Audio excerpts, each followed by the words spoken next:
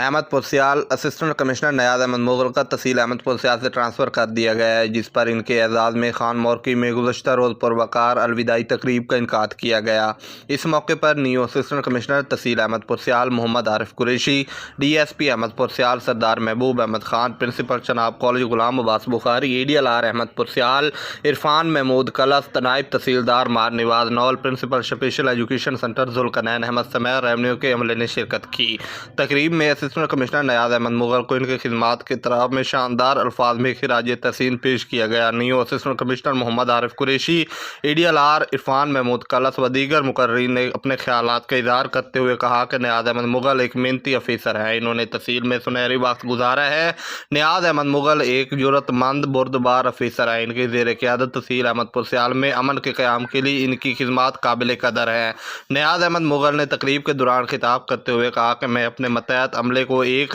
خاندان کی طرح سمجھتا ہوں، بطور فیملی سربراہ اپنے خاندان کے تمام افراد کا خیال رکھنا اپنا فرض سمجھتا ہوں۔ احمدپور سیال سے جانے پر دل غمزدہ ہے، یہاں سے بے پناہ محبتیں اور چاہتے سمیٹ کر جا رہا ہوں۔ تقریب کے اختتام پر اے ڈی ایل آر اور ریونیو کے دیگر عملے کی طرف سے انہیں شیلڈ پیش کی گئی۔ قبل اس تقریب میں تشریف لانے پر ان کا گرم جوشی سے استقبال کیا گیا، انہیں پھولوں کے ہار پہنائے گئے اور پھولوں کی پتیاں نچھاور